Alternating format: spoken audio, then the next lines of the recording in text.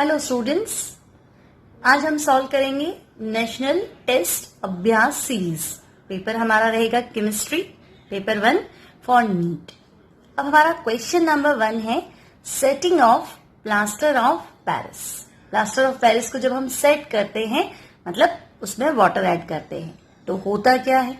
क्या डिहाइड्रेशन होता है, ऑक्सीडेशन होता है एयर की ऑक्सीजन से, या फिर एयर से CO2 लेके CO2 से कुछ कंपाउंड बना रहा है, या फिर हाइड्रेशन होता है हाइड्रेट बनाने के लिए।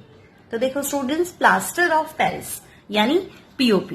तो POP का फॉर्मूला क्या होता है? CaSO4 dot half H2O, calcium sulphate hemihydrate. अब POP सेट कैसे होगा? तो हम इसमें क्या करेंगे? वाटर ऐड करेंगे। अब वाटर ऐड करेंगे, CaSO4 dot half H2O convert हो जाएगा CaSO4 डॉट 2H2। अब ये जो हाफ H2 है this is POP, plaster of Paris, और कन्वर्ट किस में हुआ? तो ये है जिप्सम। प्लस हीट रिलीज होगी, मींस ये जो रिएक्शन है वो एक्सोथर्मिक है। So setting of plaster of Paris मतलब वाटर ऐड करना है, और क्या होगा? हाइड्रेट ही तो बनेगा। पहले भी हाइड्रेट था लेकिन हेमी हाइड्रेट था, अब इसमें 2 वाटर है ना, CaSO4 डॉट 2H2O हो गया। तो hydration to yield another hydrate will be correct answer. So option 4 is the correct answer. So moving to next question. Next question is at STP 0.50 mole of H2 and 1 mole of helium gas have equal diffusion rate. तो आप check करो, diffusion rate according to Gram's law। जो आपका diffusion rate है या diffusion rate है वो density के रूट के इनवर्स होता है, और मोलर मास के भी रूट के क्या होता है? इनवर्स होता है। अब आपके पास है एक तो हाइड्रोजन गैस, दूसरा है हीलियम गैस। हाइड्रोजन का मोल्स कितने हैं? 0.5। हीलियम के मोल्स कितने हैं? 1। लेकिन इनका मोलर मास क्या है? डिफरेंट है। हाइड्रोजन का मोलर मास कितना हुआ? 2, और हीलियम का कितना है? 4। तो जब मोलर मास डिफरेंट है तो इफ्यूजन रेट सेम नहीं हो सकती, क्योंकि इफ्यूजन रेट मोलर मास के रूट के क्या है? इनवर्सली। सेकेंड ऑप्शन है इक्वल वॉल्यूम। तो वॉल्यूम आपको पता है अगर मोल सेम होंगे एसटीपी पे तो गैसेस हैव सेम वॉल्यूम। तो मोल्स अगर डिफरेंट है तो वॉल्यूम क्या हो जाएगा? डिफरेंट हो जाएगा। Next equal molecular speed. तो जो मॉलिक्यूलर स्पीड है ना, CRMS अगर हम बोले, रूट मीन स्क्वायर वेलोसिटी, तो रूट मीन स्क्वायर वेलोसिटी या स्पीड का जो भी आपका फॉर्मूला रहेगा वो रहेगा √3RT अपॉन m। तो ये भी क्या है? मोलर मास के इनवर्स है। चाहे CRMS हो, चाहे एवरेज वेलोसिटी हो, या आपकी क्या बोलते हैं RMS हो गया, एवरेज वेलोसिटी हो गया, और मोस्ट प्रोबेबल वेलोसिटी हो गया। तीनों के तीनों मोलर मास के रूट के क्या होते हैं? इनवर्सली। तो मॉलिक्यूलर स्पीड सेम नहीं हो सकती क्योंकि मॉलिक्यूलर वेट क्या है? डिफरेंट है। फोर्थ ऑप्शन है इक्वल एवरेज काइनेटिक एनर्जी। तो काइनेटिक एनर्जी का फॉर्मूला क्या था? According to KTG kinetic energy क्या है? 3/2RT। तो kinetic energy directly proportional to temperature. तो दोनों गैसेस किस पे हैं? STP पे, स्टैंडर्ड टेम्परेचर प्रेशर, यानी temperature same, so they should have equal kinetic energy. तो आपका आंसर करेक्ट रहेगा 4th। Next question number 3rd. Suppose 5 gram of acetic acid dissolved in 1 liter ethanol. Assuming no reaction between them, calculate molality of resulting solution if density of ethanol is 0.789 gram per ml. So students, 5 gram acetic acid को 1 litre ethanol में dissolve किया है।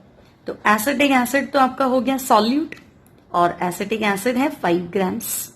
अब solute का molar mass, क्योंकि आपको molality find करनी, तो molar mass of acetic acid अगर आप फाइंड करेंगे तो इट विल बी 60, तो सॉल्यूट का मास आ गया, सॉल्यूट का मोलर मास आ गया। अब 1 लीटर इथेनॉल, तो जो आपके पास इथेनॉल है उसका वॉल्यूम है 1 लीटर यानी कि 1000 ml। So this is 1000 ml and density भी आपको दिया हुआ है, density of ethanol, density of ethanol कितना है 0.789 gram per ml। So density equals to mass upon volume. Ethanol हमारे पास सॉल्वेंट है, एसिटिक एसिड सॉल्यूट है, तो density equals to mass upon volume.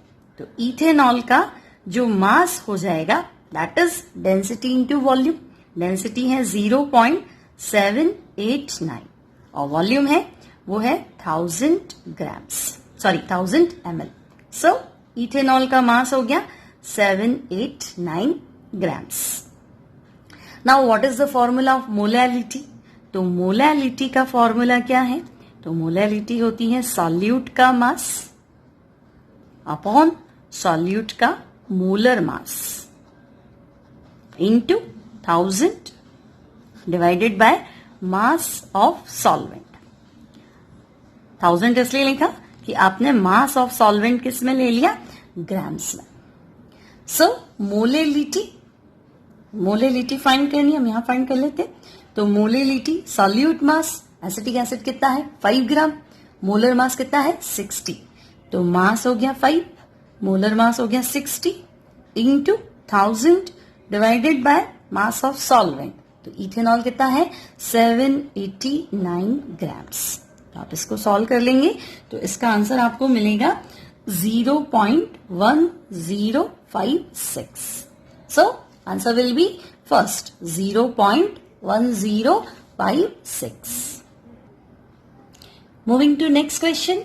Question number 4. IUPAC name of following compound. तो students बिल्कुल simple सा क्वेश्चन है, इस कंपाउंड का IUPAC नेम बताना है। अब आप देखो यहाँ पे तो है अमाइड और ये है एल्डिहाइड। प्रायोरिटी ऑर्डर में अमाइड ऊपर आता है, एल्डिहाइड नीचे आता है ना। एल्डिहाइड 9 पे, कीटोन 10 पे। तो amide will be number 1, then 2, then 3, 4, 5 and 6। तो 2 पे आपके पास आ गया मिथाइल। तब ऐसा ऑप्शन ढूंढ लो जिसमें 2 मिथाइल, तो आपको मिल गया ऑप्शन नंबर 3। और पूरा नाम देखना है ना। तो आपको पता है 2 मिथाइल है, मतलब ये करेक्ट होना ही चाहिए, क्या कहीं पे भी हमें 2 मिथाइल। अच्छा इसमें भी 2 मिथाइल है, तो हम देख लेते हैं। देखो 1, 2, 3 पे इन होना चाहिए, फिर आप फंस गए, यहाँ पे 3 पे इन तो नहीं है। तो ऐसा ऑप्शन ढूंढ लो जहां 2 पे मिथाइल हो, 3 पे इन हो, और आगे चलना है। तो 1, 2 पे मिथाइल हो गया, 1, 2, 3, 4, 5 और 6 कार्बन की लॉन्ग चेन होगी। तो 2 मिथाइल हैग्स 3 इन, और ये एल्डिहाइड चेन के अंदर है, तो इसका जो प्रीफिक्स होगा दैट विल बी ऑक्सो। इसका जो प्रीफिक्स होगा दैट विल बी ऑक्सो। तो 6 पे आपके पास है ऑक्सो। तो आंसर होगा 2 methyl, 6 oxo, हैग्स 3 in and amide. तो आपका आंसर हो गया 3rd। नेक्स्ट क्वेश्चन है, in the equilibrium which one of the following option is correct? आपके पास इक्वेशन है acetic acid plus HF, product में आपके पास है CH3COOH2 plus protonated acetic acid plus F minus. अब आपसे पूछा है कि F minus is the conjugated acid of acetic acid, F minus is the conjugated base of HF। तो कॉन्जुगेट एसिड और बेस का क्वेश्चन है, तो आप अपना कॉन्सेप्ट क्लियर रखो कि अगर मैं आपसे कहूं एसिटिक एसिड और HF की हमने रिएक्शन कराई है, तो प्रोडक्ट आपको क्या दे रहा है? प्रोटोनेटेड एसिटिक एसिड, ओके, और HF से क्या बनाया? F minus. मतलब students acetic acid proton gain कर रहा है ना। एसिटिक एसिड ने क्या किया? प्रोटॉन एक्सेप्ट किया। तो एसिटिक एसिड आपका प्रोटॉन गेन करता है, और यहां पे HF क्या कर रहा है? F minus. मतलब HF ने क्या किया? प्रोटॉन लूज किया। तो जो प्रोटॉन लूज करता है, ब्राउनस्टेड लॉरी के अकॉर्डिंग प्रोटॉन लूज करने वाला एसिड, तो HF जो है वो एसिड है, और एसिड से क्या बनेगा? Conjugated base. तो F माइनस क्या है? कॉन्जुगेटेड बेस है HF का। और एसिटिक एसिड क्या कर रहा है, प्रोटॉन एक्सेप्ट कर रहा है, तो एसिटिक एसिड यहाँ पे क्या है, बेस, और प्रोटोनेटेड एसिड क्या है, इसका कॉन्जुगेटेड एसिड। अब आप ऑप्शन चेक कर लो, तो फर्स्ट ऑप्शन आपके पास है F माइनस कॉन्जुगेटेड एसिड है, नहीं कॉन्जुगेटेड बेस है, और एसिटिक एसिड का कैसे होगा, F माइनस एसिटिक एसिड से तो नहीं बन सकता। सेकेंड है F minus conjugated base of HF। Okay, कुछ ठीक लग रहा है, HF एसिड था, F माइनस इसका क्या है, कॉन्जुगेटेड बेस है। Third F minus acetic acid is the conjugated acid of CH3COOH2 plus. तो एसिटिक एसिड कॉन्जुगेटेड एसिड नहीं है, एसिटिक एसिड तो क्या है, एसिटिक एसिड खुद तो बेस है और ये कॉन्जुगेटेड एसिड है।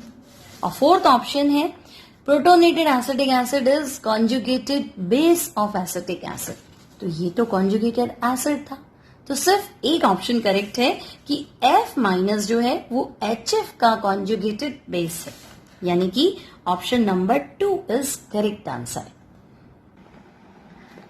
सो our next question is 20 ml of 0.2 m Al2SO4 whole thrice is mixed with 20 ml of 0.6 m BaCl2. Calculate the concentration of each ion in the solution. So students, first हम इसका reaction लिख देते हैं। वैसे तो question थोड़ा सा tricky है अगर हम इसके ऑप्शंस देखें, बट एक बार हम इसको सॉल्व करने के लिए देखते हैं। तो एल्यूमिनियम सल्फेट को BaCl2 के साथ मिक्स किया, so aluminium sulphate mixed with BaCl2 and product will be BaSO4 and AlCl3. Now balance the reaction. Aluminium ion twice है, क्लोराइड आपका 6 हो गया और बेरियम 3 हो गया। So this is the balanced equation.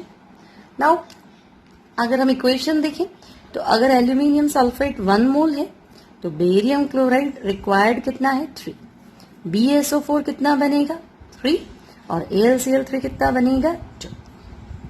अब क्वेश्चन में हमें मोलैरिटी और वॉल्यूम गिवन है, तो हम मिली मोल फाइंड कर लेते हैं। मिली मोल क्या होता है स्टूडेंट्स, तो मिली मोल आपका होता है मोलैरिटी इनटू वॉल्यूम, और वॉल्यूम मिलीलीटर में, that's why millimole, otherwise moles हो जाते। तो Al2SO4 होल थ्राइस कितने मिली मोल हुए, तो हम कहेंगे मोलैरिटी है 0.2 और वॉल्यूम है 20, सो ये है 4 मिली मोल। सिमिलरली BaCl2, तो इसका वॉल्यूम है 20, मोलैरिटी है 0.6, तो 20 इंटू 0.6, तो ये हो गया आपके पास 12 मिलीमोल। नाउ ये तो गिवन है ना, अगर टाइम 0 पे बात करें तो ये हमने लिया है और ये प्रोडक्ट कितना हो गया 0 0। अब स्टूडेंट्स इक्वेशन के अकॉर्डिंग चले तो एल्यूमिनियम सल्फेट का 1 मोल है तो रिक्वायर्ड 3 है, तो अगर यहाँ 4 है तो रिक्वायर्ड कितना है 12 है। तो अगर आफ्टर कंप्लीशन मतलब इन्फिनिटी पे बात कर लो तो रिएक्शन खत्म होगी, तो ये 0 बचेगा, ये भी 0 बचेगा। अब ये 1 था तो ये 3 था, तो अगर ये 4 मिलीमोल है तो इसका कितना हो जाएगा 12 millimole. Barium sulphate will be 12 millimole, और अगर एल्यूमिनियम सल्फेट 1 मोल है तो AlCl3 2 है, तो ये 4 है, कंप्लीटली यूज हो चुका है, तो ये बनेगा कितना 8 मिलीमोल। तो ये तो फाइनल मिलीमोल से। अब अगर आपको पूछा है कि फाइनल सॉल्यूशन में मोलैरिटी बता दो तो आपके पास मिलीमोल्स आ गया, मोलैरिटी क्या हो जाएगी millimole divided by volume, but volume new volume लेना है क्योंकि आपने 20 ml में 20 ml मिक्स किया है ना, तो नया वॉल्यूम आपका 40 ml है। लेकिन यहाँ थोड़ा सा मामला अलग है, यहाँ जो ऑप्शन है वहां कंसेंट्रेशन Ba+2 और SO4 -2 की है, और आपसे पूछा है calculate the concentration of each ion in this solution. तो स्टूडेंट्स हम सबको पता है कि BaSO4 जो है ये तो प्रेसिपिटेट बना लेता है, BaSO4 का प्रेसिपिटेट होता है व्हाइट पीपीटी, तो जो पीपीटी है वो सॉल्यूशन में कहाँ है, वो तो सेटल डाउन हो जाएगा। तो जो चीज सॉल्यूशन में है ही नहीं उसका कंसेंट्रेशन कैसे बताए। अगर आपसे AlCl3 पूछा जाता तो जरूर आप पहले इसकी मिलीमोल फाइंड कर लो, फिर आपसे इसकी मोलैरिटी पूछनी है तो आप वॉल्यूम से डिवाइड कर देना, नया वॉल्यूम जो भी है वो मोलैरिटी आ जाएगी, फिर वापस डिवाइड करके मोल्स फाइंड कर लो। लेकिन इतना तो आपसे पूछा ही नहीं, BaSO4 सॉल्यूशन में नहीं है, तो फिर कंसंट्रेशन क्या होगी ही नहीं। So answer will be no concentration of barium +2 and SO4 -2. Moving to next question. Next question is ionic radii in angstrom of N-3, O-2 and F-R respectively. तो स्टूडेंट्स एग्जैक्ट वैल्यू हमें नहीं पता होती है, हम सिर्फ क्या करेंगे, इनमें कंपैरिजन करेंगे, है ना। सबसे बड़ा कौन होगा, सबसे छोटा कौन होगा। तो आप देख सकते हैं ये आइसो इलेक्ट्रॉनिक सीरीज है, नाइट्रोजन -3, ऑक्सीजन -2 एंड F-। तो नाइट्रोजन नंबर ऑफ प्रोटॉन्स हो गए 7, इलेक्ट्रॉन भी 7 होते हैं बट चार्ज -3 है, मतलब 3 इलेक्ट्रॉन और एक्सेप्ट किए तो इलेक्ट्रॉन्स हो गए 10। Similarly oxygen atomic number 8, proton हो गए 8, 2 इलेक्ट्रॉन इसने एक्सेप्ट कर रखे, 8 तो पहले से ही थे, -2 मतलब 2 इलेक्ट्रॉन्स इसने एक्सेप्ट किए तो number of electron 10। And fluorine minus, number of protons 9, 1 electron accept कर लिया तो इलेक्ट्रॉन हो गए 10। सो आपको देखना है कि साइज, तो एटॉमिक क्या बोलते हैं, न्यूक्लियर अट्रैक्शन जितना ज्यादा होगा एटॉमिक साइज उतना ही क्या होगा, कम। तो यहाँ प्रोटॉन 7 है, यहाँ प्रोटॉन 9 है, तो न्यूक्लियर अट्रैक्शन यहाँ सबसे ज्यादा है, तो एटॉमिक साइज क्या होनी चाहिए, लीस्ट। और यहाँ प्रोटॉन 7 है तो अट्रैक्शन कम है ना, 10 इलेक्ट्रॉन को 7 प्रोटॉन ये अपनी तरफ अट्रैक्ट कर रहे हैं, तो एटॉमिक साइज क्या होनी चाहिए इनमें कंपैरेटिवली सबसे ज्यादा। तो nitrogen -3 largest, after that oxygen, after that fluorine. तो आपको ऐसा ऑप्शन ढूंढना है जिसमें नाइट्रोजन लार्जेस्ट हो, यानी ऑप्शन 1 और 4 में। लेकिन आपको देखना है ऑक्सीजन लोवेस्ट, मतलब मिनिमम साइज होना चाहिए, तो लोवेस्ट वैल्यू ऑक्सीजन F- की होनी चाहिए, यानी इसमें 1.36 आपका ऑप्शन यहाँ है ना। तो आंसर विल बी 4, नाइट्रोजन -3 सबसे बड़ी साइज हो गया, then oxygen -2, then F-। Next question हमारे पास है maximum number of alkene isomers possible for an alkene with molecular formula C4H8। तो C4H8 में वैसे तो साइक्लोब्यूटेन भी बन सकता है, लेकिन आपको सिर्फ एल्कीन आइसोमर्स ही पूछे हैं। तो C4H8 में आप एक बनाएंगे 1 ब्यूटी, डबल बॉन्ड 1 नंबर पे, फिर आप बनाएंगे 2 ब्यूटी, डबल बॉन्ड 2 नंबर पे। अब जैसे ही आप 2 ब्यूटीन बनाएंगे तो आपको ध्यान रखना है इसमें एक सिस बन सकता है, एक ट्रांस बन सकता है, same group in same direction cis और same group in opposite direction trans. तो उसने ऐसा तो बोला नहीं है कि स्टीरियो आइसोमर्स मत काउंट करो, है ना, ये ज्योमेट्रिकल आइसोमर्स है, ये आपको काउंट करने, तो इसको हम 2 काउंट करेंगे। तो 1 ब्यूटीन 1, 2 ब्यूटीन का सिस और ट्रांस 2, और हम 2 मिथाइल प्रोपीन भी लिख सकते हैं जिसे आप आइसोब्यूटाइलिन कहते हैं। तो टोटल हो गए आपके पास 4 isomers. So correct answer will be 3rd। Now next question है fermentation of starch to give alcohol occurs mainly with the help of. अब स्टूडेंट्स फर्मेंटेशन क्या होता है, कॉम्प्लेक्स ऑर्गेनिक कंपाउंड का सिंपल ऑर्गेनिक कंपाउंड में कन्वर्ट होना, but it should be always in presence of enzyme. तो without enzyme fermentation possible नहीं है। तो आंसर डायरेक्ट आपको लिखना है फर्मेंटेशन की डेफिनेशन से, answer will be enzyme. Next question हमारे पास है in compounds of type ECl3 where E मतलब जो E फॉर एलिमेंट, और एलिमेंट क्या है, बोरॉन, फास्फोरस, आर्सेनिक और bismuth. The angles of ClECl for different E are in order. तो ECl3 मान लो मैंने बोरॉन रख दिया तो ये बन गया BCl3 लाइक दिस। अब आपको एलिमेंट चेंज करना है, मतलब बोरॉन के बाद आपने P रख दिया, फिर आर्सेनिक रख दिया, फिर बिस्मथ रख दिया, तो बॉन्ड एंगल बताना। तो स्टूडेंट्स हमने वेस्पर थियरी पढ़ रखा है, valence shell, electron pair, repulsion theory. अब इस थियरी के अगर आप पॉइंट्स ध्यान से पढ़ो तो थियरी में क्या पॉइंट था कि bond angle directly proportional to electronegativity of central atom. जो आपका सेंट्रल एटम है इसकी इलेक्ट्रोनेगेटिविटी के डायरेक्टली और साइड एटम की इलेक्ट्रोनेगेटिविटी के इनवर्सली। लेकिन साइड एटम तो हमारे पास क्लोरीन है, सिर्फ सेंट्रल एटम चेंज किया। तो boron, phosphorus, arsenic and bismuth. अब इसमें आपको बताना है सेम ग्रुप। तो अब देखो बोरोन फॉस्फोरस सेम ग्रुप के नहीं है, तो एक बार हम बोरोन को अलग कर लेते हैं। लेकिन फॉस्फोरस, आर्सेनिक और बिस्मथ ये सेम ग्रुप के हैं, नाइट्रोजन फैमिली आपको याद होगी, नए पुराने और सब भाई, ठीक है। तो फॉस्फोरस, आर्सेनिक और बिस्मथ ये की फैमिली के हैं, है ना।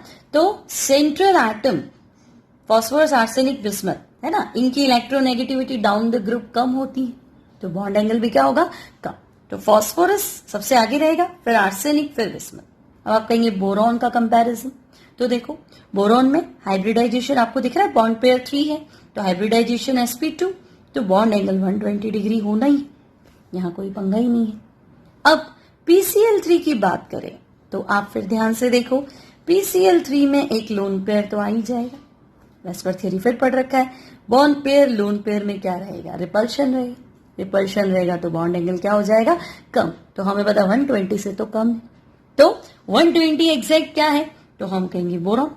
फिर फॉस्फोरस, आर्सेनिक और बिस्मथ में सबसे ज्यादा फॉस्फोरस, इलेक्ट्रोनेगेटिविटी ज्यादा, देन आर्सेनिक, देन बिस्मथ, तो हमारा आंसर हो जाएगा 4th। नेक्स्ट क्वेश्चन है, for the reaction Cl2 plus 2I minus gives I2 plus 2Cl minus. The initial concentration of I minus was 0.20 mole per liter and the concentration after 20 minutes was 0.18 mole per liter. मतलब C1 दे रखा है, C2 दे रखा है, time दे रखा है, then rate of formation of I2 mole, litre inverse, minute inverse में आपको find करना है। तो स्टूडेंट्स अकॉर्डिंग टू स्टोइक्योमेट्री अगर हम चले तो रेट इक्वल्स टू, जो रिएक्टेंट है वो डिक्रीज होता है तो नेगेटिव साइन आएगा, तो minus change in concentration of Cl2 upon time taken equals to stoichiometry coefficient denominator में आ जाएगा, तो -1/2 DI minus divided by dt equals to, है ना, ये रेट ऑफ डिसअपियरेंस क्लोरीन है, rate of disappearance of iodine है। अब रेट ऑफ फॉर्मेशन क्या है, I2, तो इक्वल्स टू हो जाएगा DI2 divided by dt equals to 1/2 और DCl minus divided by dt। ठीक है, अब आपको फाइंड तो करना है rate of formation of I2, तो ये रेट के इक्वल होगा, लेकिन जो कंसेंट्रेशन है वो आपको दे रखी है I माइनस, तो मैं रेट फाइंड कर लू, होगा वो आंसर di2 by dt का होगा। तो रेट क्या होगा, तो rate equals to I minus के रिस्पेक्ट में चले तो -12 चेंज इन कंसेंट्रेशन मतलब C2 माइनस C1 अपॉन जो भी टाइम है।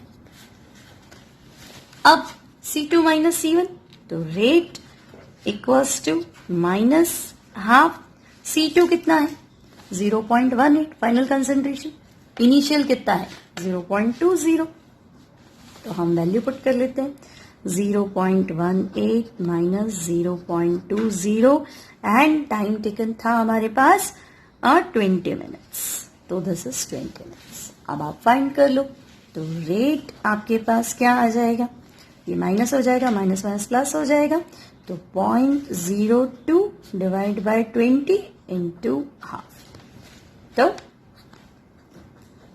ये आपके पास हो गया कितना 1/2000, यानी कि 5 इंटू 10 to the power -4, तो second option will be correct answer. Next question है question number 12, half life period of a radioactive isotope is 4 hours. तो half life period T half आपको दे दिया 4 hours. Okay. Then if the initial mass of isotope was 200 gram, the remaining mass after 24 hours. अब आप इसको 2-3 तरीके से कर सकते हैं बच्चों। 4 घंटे इसकी हाफ लाइफ है, तो या तो आप ऐसे सॉल्व कर लो कि 4 घंटे बाद आफ्टर 4 आवर्स क्या हो जाएगा, 200 का हाफ हो जाएगा, है ना, यानी कि 100 ग्राम। ओके, फिर अगले 4 घंटे बाद यानी 8 घंटे हो गए, इसका भी हाफ हो जाएगा। इधर हाफ लाइफ बढ़ानी है, इधर आधा करना है, तो 100 का हाफ हो जाएगा, यानी कितना हो जाएगा, 50 ग्राम। फिर अगले 4 घंटे यानी 4, 8 और 12 आवर्स बाद कितना हो जाएगा, तो इसका भी आधा हो जाएगा, यानी 25 ग्राम्स। और फिर इसमें 4 ऐड करने, यहाँ पर आपको हाफ लाइफ ऐड करनी है आपको, है ना, तो 16 आवर्स बाद, तो 25 का हाफ कर दो आप, यानी 12.5 ग्राम्स। अगेन एक और हाफ लाइफ ऐड करो 20 आवर्स बाद, तो इसका भी हाफ, यानी 6.25 ग्राम्स। और एक हाफ लाइफ और ऐड कर दो 24 आवर्स, यानी कि ये हो गया 3.12 क्या अप्रॉक्स हो गया 3.12 ग्राम्स, यानी ऑप्शन नंबर 3। तो ये तो हो गया, आप डायरेक्ट सॉल्व कर सकते हो, अदरवाइज आप फॉर्मूला लगा लो। टी हाफ आपको दे दिया 4 आवर्स, टाइम कितना दे दिया 24 आवर्स, तो number of half life find कर लो। तो कितनी हाफ लाइफ निकलेंगी, तो फॉर्मूला है T equals to NT half. T मतलब जो टाइम आपको गिवन है, यानी यहाँ पे हमें दिए हुए 24 घंटे, है ना। नंबर ऑफ हाफ लाइफ, कितनी बार हाफ लाइफ निकली, तो एक हाफ लाइफ उसकी 4 आवर्स में निकलती है, तो नंबर ऑफ हाफ लाइफ कितना हो गया 6 आ जाए, 24 डिवाइडेड बाय 4 इक्वल्स टू 6। अब कितना अमाउंट बचेगा, तो आपके पास एक और फॉर्मूला है, N equals to N0 1/2 power M। N0 initial amount, N remaining amount, N हो गया नंबर ऑफ हाफ लाइफ, तो N equals to initial amount कितना है 200 ग्राम्स इंटू 1/2 और पावर 6। तो इसको भी जब आप सॉल्व करेंगे you will find 3.125 grams. Moving to next question, which metal is found in free state? Free state, native state, तो ये बिल्कुल सिंपल सा क्वेश्चन है स्टूडेंट्स। आयरन, तो आपको पता है आयरन लोहे पे जंग लग जाता है, रस्टिंग हो जाता है। अगर ऑप्शन थर्ड देखे एल्यूमिनियम, तो आपको पता है एल्यूमिनियम एयर में अपने चारों तरफ ऑक्साइड की लेयर बना लेता है। क्वेश्चन भी आता है पी ब्लॉक में, aluminium inert towards nitric acid, तो हम आंसर क्या लिखते हैं, एल्यूमिनियम एयर में फ्री रखते ही अपने चारों तरफ ऑक्साइड की लेयर बनाता है। सोडियम, तो इसको तो हमें कैरोसिन में रखना पड़ता है। सिर्फ गोल्ड ऐसा है जो नेटिव स्टेट में होता है, न जंग लगता है, न वाटर से रिएक्ट करता है और न ही कुछ, है ना। तो हमारा आंसर हो जाएगा gold.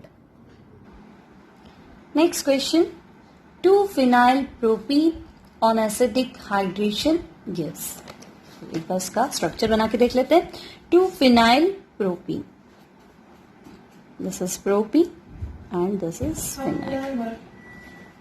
2-phenyl propene, acidic hydration, तो पहले आएगा इधर प्रोटॉन, तो आपको देखना है proton stable carb cation, stable carb cation बनाने के लिए प्रोटॉन अटैक करेगा यहाँ, है ना। यहाँ मैं लिख देती हूँ CH2, तो आपके पास जो स्ट्रक्चर बनेगा that is like this, CH3 और ये हो गया प्लस, ये बॉन्ड यहाँ शिफ्ट हो जाएगा, प्रोटॉन यहाँ अटैक कर लेगा, तो ये अब ये जो कार्ब कैटायन है स्टेबल ड्यू टू रेजोनेंस, मतलब परफेक्ट कार्ब कैटायन बना है। अब हाइड्रेशन मतलब OH माइनस का अटैक करा दो, सो आपका जो आंसर होगा that will be 2-phenyl and propane 2 all. So 2-phenyl 2-propanol option 1. So next question है, total pressure of a mixture of hydrogen and oxygen is 1.00 bar. The mixture is allowed to react to form water which is completely removed to leave only pure hydrogen at a pressure of 0.35 bar.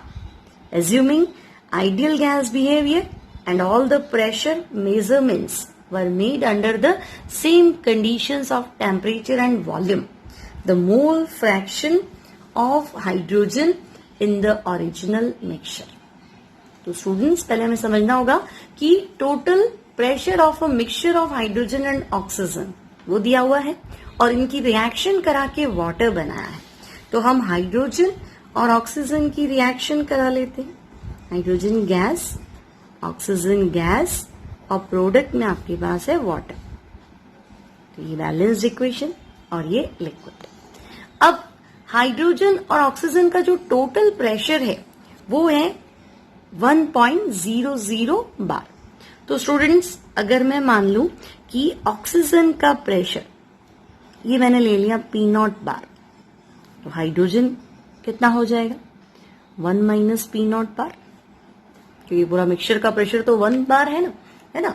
तो मैं कहूंगी initial time 0 पे जो मुझे given है ना, required है कि ये 2 होना चाहिए, 1 होना चाहिए, प्रेशर डबल, वो सब नहीं है ना। जो आपको गिवन है तो हम कहेंगे हाँ ठीक है, ये इसका प्रेशर 1 माइनस P0 बार है, इसका P0 बार है, टाइम 0 पे प्रोडक्ट 0। नाउ अब क्या करना है, तो इसने कहा कि जब रिएक्शन हो जाए, mixture is allowed to form water which is completely removed to leave only pure hydrogen, यानी सिर्फ हाइड्रोजन ही बचा है, यानी ऑक्सीजन कंप्लीटली क्या हो गया, खत्म हो चुका है।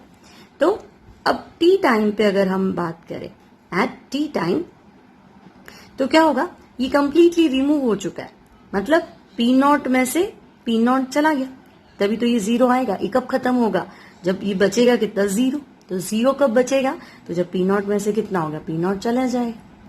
अब आप इक्वेशन के अकॉर्डिंग देखो, अगर ये 2 है तो ये 1 है ना। तो अगर इसका प्रेशर P0 कम हुआ तो इसका कितना कम करेंगे आप, 2 P0 कम करेंगे, है ना। ये 1 है तो ये 2 है, तो अगर इसमें से P0 हिस्सा जाएगा तो यहाँ कितना जाएगा, 2 P0 जाएगा, है ना। अब मोल नियम प्रेशर से क्वेश्चन सॉल्व कर रहे हैं, तो प्रेशर और मोल क्या होता है, डायरेक्टली प्रोपोर्शनल होता है ना। प्रेशर डायरेक्टली प्रोपोर्शनल टू मोल, तो यहाँ पे मैंने प्रेशर लिखा। तो अगर यहाँ P0 रिमूव करेंगे तो यहाँ 1 माइनस P0, और इसमें से क्या करेंगे, 2 P0 रिमूव करना पड़ेगा। अब वाटर तो वैसे भी लिक्विड है तो इसका प्रेशर नहीं लेना हमें।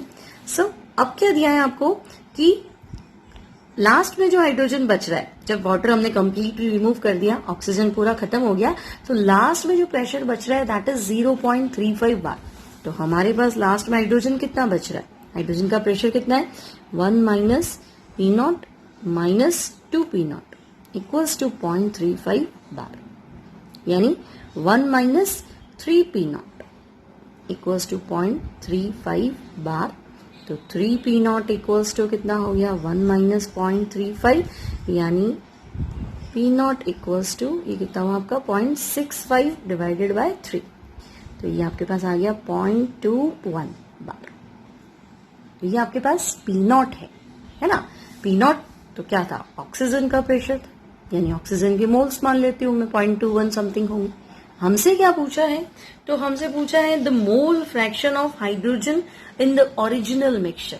तो स्टूडेंट्स, ओरिजिनल मिक्सचर मतलब टाइम 0 की बात चल रही, तो टाइम 0 पे हमारे पास हाइड्रोजन कितना था, 1 माइनस P0, तो हाइड्रोजन था 1 माइनस P0, यानी 1 माइनस 0.21, सो 0.79 के अप्रॉक्स ले लेते। अब आपसे पूछा है मोल फ्रैक्शन, तो मोल फ्रैक्शन क्या होता है, moles of one component to the moles of total component. अब मोल और प्रेशर तो डायरेक्टली प्रोपोर्शनल है, तो मैं कह दूं pressure of hydrogen upon total pressure.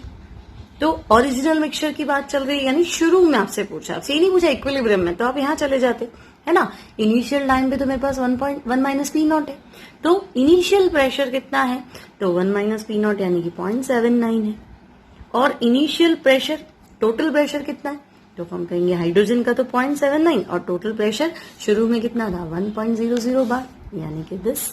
तो मोल फ्रैक्शन H2 का कितना हो गया, 0.79 के आसपास। तो हमारा आंसर क्या हो जाएगा, 0.78। Clear students. So next question हमारे पास है 2,4-डाइक्लोरोफिनॉक्सी acetic acid is used as. तो ये आपको लर्न करना है। तो 2,4-डाइक्लोरोफिनॉक्सी एसिटिक एसिड जो है ये एज अ हर्बिसाइड यूज होता है ना, जो वीड्स वगैरह जो है उनको खत्म करने के लिए। Next question number 17, which is correct IUPAC name of this compound. तो आपको ये कंपाउंड दिया है, आपको इसका करेक्ट IUPAC नेम बताना है। तो स्टूडेंट्स, यहाँ ट्रिपल बॉन्ड, डबल बॉन्ड, तो रूल नंबर 1 क्या है कि डबल बॉन्ड और ट्रिपल बॉन्ड में प्रेफरेंस उसको देंगे जो पहले आएगा। लेकिन 1 2 3 पे ट्रिपल बॉन्ड आ रहा है, 1 2 3 पे डबल बॉन्ड आ रहा है, तो बराबर आ रहा है। तो इक्वल आते तो हम डबल बॉन्ड को इंपॉर्टेंस देते, लेकिन यहाँ पे सब्स्टिट्यूएंट है। देखो 1 2 पे आपके पास मिथाइल है, यहां से चलोगे 1 2 पे आपके पास कुछ नहीं, तो सब्स्टिट्यूएंट को मिनिमम नंबर देना है, लोकेंट का सम जो है वो मिनिमम आना चाहिए। सो हम यहां से चलेंगे तो 1 2 3 4 5 6 7 और 8। अब ऐसा ऑप्शन ढूंढ लेते हैं जिसमें 2 पे मिथाइल हो और 6 पे इथाइल हो। तो फर्स्ट ऑप्शन तो नहीं है, सेकंड में आपके पास 2 पे मिथाइल नहीं है। अब ऑप्शन नंबर मुझे थर्ड मिल रहा है, 6 इथाइल 2 मिथाइल। आगे चेक कर लेते हैं, 2 मिथाइल 6 इथाइल तो हो गया, लॉन्ग चेन ऑक्ट हो गया, और डबल बॉन्ड कितने पे? 5 पे, तो 5 इन और 3 आइन, तो 5 पे इन है और 3 पे आइन, तो correct answer will be third. Next question, the alkali metal that reacts with nitrogen directly to form nitride। तो स्टूडेंट्स ग्रुप 1 के मेंबर दे रखे हमें, लिथियम, सोडियम, पोटेशियम, रुबीडियम। तो इनमें से नाइट्रोजन से रिएक्ट करके नाइट्राइड कौन बनाएगा? तो वैसे भी आपको ध्यान रखना है कि सारे आंसर तो होने से रहे, वही होगा जो अकेला होगा, यानी जो एबनॉर्मल होगा। और एबनॉर्मल कौन होता है? ग्रुप का first member. So it will be lithium.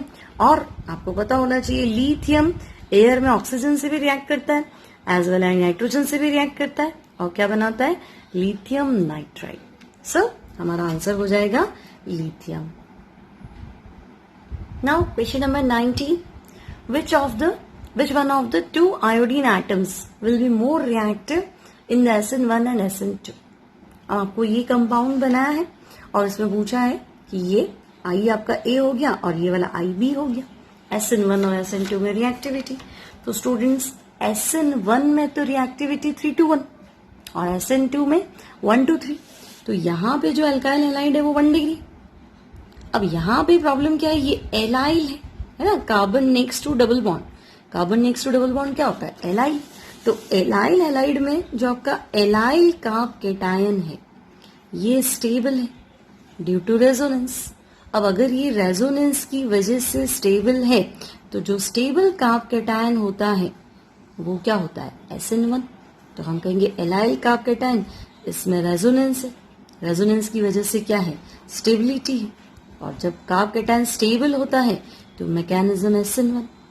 तो A तो जाएगा आपका SN1 में और B जाएगा SN2। तो हम चेक कर लेते हैं। तो फर्स्ट ऑप्शन है A will be faster in SN1, correct, but slower in SN2। हाँ, SN1 इसका तो हो जाएगा है ना, लेकिन SN2 इसका नहीं हो पाएगा। फिर A will be faster in both SN1 and SN2, no, B तो हमारा SN2 शो करेगा। फिर A and B both equally reactive, no, B will be faster in both SN1 SN2, ये भी मैच नहीं हो रहा। तो हमारा आंसर क्या होगा? A SN1 में तो फास्टर है लेकिन SN2 के लिए क्या हो जाएगा? स्लोअर हो जाएगा due to stability of carbocation. Next question, hard water can block radiators due to formation of. Student सीधा हाइड्रोजन में से क्वेश्चन पूछा हुआ है आपसे, हार्ड वाटर में क्या होता है? तो हमें पता है हार्ड वाटर में कैल्शियम और मैग्नीशियम के सल्फेट्स, बाइकार्बोनेट्स और कार्बोनेट्स होते हैं। तो हार्ड वाटर क्या करेगा? तो हम कहेंगे कैल्शियम मैग्नीशियम सॉल्ट बना लेगा। सो answer will B first. Next, in the equation NO2 minus plus 2 water gives NO3 minus plus 2 HIN plus N electrons. N stands for। तो स्टूडेंट सिंपली तरीके से आप बैलेंस कर लो। मान आपको रिडॉक्स वगैरह कुछ भी नहीं पता तो आप नॉर्मल देखो, नाइट्रोजन नाइट्रोजन बराबर है, ऑक्सीजन ऑक्सीजन एटम बराबर है, हाइड्रोजन हाइड्रोजन एटम बराबर है। तो आप सिर्फ चार्ज बैलेंस कर लो। तो यहाँ -1 यहाँ -1 इक्वल। अब ये वाटर तो यहाँ न्यूट्रल है, चार्ज इधर -1 ही है, -1। अब ये 2 HIN, तो अगर मैं यहाँ 2 इलेक्ट्रॉन कर दूं तो ये भी न्यूट्रल हो जाएगा और -1 इक्वल हो जाएगा। तो N स्टेंस, तो N हो जाएगा 2, तो 2 electron and 2H plus neutral. इधर क्या बचेगा? -1, इधर बचेगा -1। इक्वेशन आपकी बैलेंस्ड, तो N stands for 2। So next question है question number 21, if dichloromethane and water are used for differential extraction, which one of the following statement is correct? DCM and water would stay on upper and lower layer respectively in separating funnel, और DCM and water will be miscible directly, या फिर आपको दिया है lower and upper layer और colloidal mixture. तो students DCM जो है वो थोड़ा ऑयली लिक्विड टाइप होता है और हैवी होता है। हैवी मतलब हाई डेंसिटी, और वाटर की density as compare to DCM थोड़ी कम होती है। DCM मतलब डाइक्लोरोमीथेन। तो आप देखो वेट, मॉलिक्यूलर वेट भी इसका ज्यादा है और वैसे भी ये थोड़ा सा हैवी होता है एज कंपेयर टू वाटर। तो जब हम सेपरेटिंग फनल लेते हैं, सेपरेटिंग फनल आपने क्लास 9 में ऐसा कुछ पढ़ा होगा, इस तरह का सेपरेटिंग फनल होता है। तो अगर हम to immiscible liquid like kerosene और वाटर, या आप कह सकते हैं पेट्रोल वाटर या ऑयल वाटर, इस तरह से कुछ भी लिक्विड जो है इसमें डालते हैं, तो क्या होता है सेपरेटिंग फनल में जो लिक्विड हल्का होता है, लो डेंसिटी, वो तो ऊपर आ जाता है, और जो लिक्विड भारी होता है यानी हाई डेंसिटी, वो आपका नीचे बैठ जाता है। तो DCM हाई डेंसिटी लिक्विड है, डाइक्लोरोमीथेन, और वाटर लो डेंसिटी लिक्विड है। तो DCM रहेगा लोअर लेयर में, है ना, और वाटर रहेगा अपर लेयर में। तो DCM वाटर अपर लोअर गलत हो जाएगा, मिसिबल नहीं है, इमिसिबल है। DCM water lower and upper, ठीक है, क्योंकि DCM हाई है तो लोअर में रहेगा, वाटर लो है, लो डेंसिटी है तो अपर लेयर में रहेगा। सो answer will be third. So next question, nylon 6,6 and polythene are example of first option आपके पास है कोपोलिमराइजेशन बायोमोलिक्यूल्स एंड एडिशन पॉलीमराइजेशन। तो स्टूडेंट बायोमोलिक्यूल मतलब पॉलीमरिक ही होता है लेकिन लिविंग बीइंग के अंदर, जैसे स्टार्च है, प्रोटीन है, तो ये दोनों तो हमें पता है मैन मेड है, बायोमोलिक्यूल्स तो नहीं है। तो बायोमोलिक्यूल वाला ऑप्शन तो आप हटा दो, तो आपका फर्स्ट ऑप्शन तो एलिमिनेट हो गया।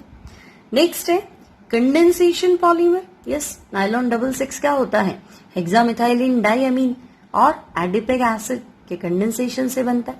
लेकिन पॉलीथीन ये तो इथीन को रिपीट करने से बनता है, तो इथीन तो पॉलीथीन तो एडिशन पॉलीमर है, को पॉलीमर नहीं हो सकता। को मतलब कॉम्बिनेशन, आपके पास मोर देन 1 मोनोमर यूनिट होनी चाहिए, तो को पॉलीमर इथीन नहीं है, पॉलीथीन नहीं है मतलब, तो सेकेंड आपका गया।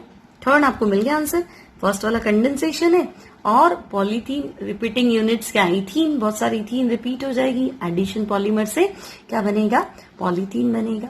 तो answer will be third. Next question, the rate law for the reaction below is given by the expression Ka की पावर 1 और B की पावर 1। अच्छा, इक्वेशन आपको नीचे दिया है, A plus B gives product। Okay, if the concentration of B is increased from 0.1 to 0.3 mole, keeping the value of A is at 0.1 mole, the rate constant will be। तो students rate constant सिर्फ और सिर्फ किस पे depend करता है, temperature पे। आपने अरेनियस इक्वेशन पढ़ा था, है ना, K equals to capital A small e to the power minus EA by RT, है ना। आपने टेम्परेचर कोफिशिएंट भी पढ़ा है, हर 10 डिग्री पे अगर हम टेम्परेचर हर 10 डिग्री बढ़ाते हैं तो रेट 2 और 3 टाइम्स बढ़ जाती है। तो K जो है वो सिर्फ और सिर्फ टेम्परेचर पर डिपेंड करेगा, अदरवाइज किसी पे नहीं। तो आप कंसंट्रेशन चेंज करोगे तो रेट चेंज होगा, रेट कांस्टेंट नहीं बदलेगा। So answer will be 4। Next question पे चले हम। An azeotropic solution of 2 liquids has boiling point lower than either of them when it shows. अब स्टूडेंट्स बॉइलिंग पॉइंट कम हो गया मतलब वेपर प्रेशर बढ़ गया। अब वेपर प्रेशर बढ़ गया मतलब राउल्ट्स लॉ से क्या हो गया, पॉजिटिव डेविएशन। तो आपको ये बताना है azeotropic solution of 2 liquids has boiling point lower than either of them. Boiling point जो है एजियोट्रोपिक का क्या है, दोनों में से किसी एक से कम है।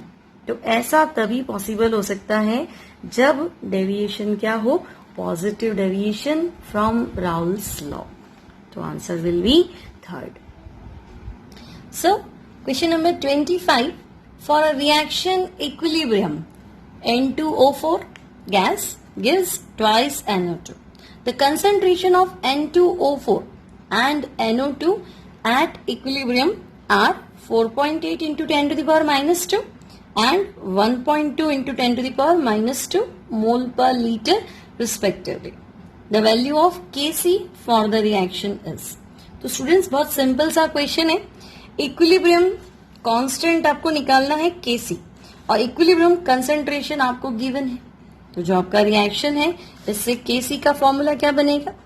तो Kc will be equilibrium concentration of NO2 power 2 divided bye N2O4 और ये दोनों क्या है? Equilibrium concentration. सो NO2 का जो कंसंट्रेशन है that is 1.2 into 10 to the power minus 2 और इसका स्क्वायर कर देंगे. Again 1.2 10 to the power minus 2 divided by equilibrium concentration of N2O4 यानी कि 4.8 into 10 to the power minus 2.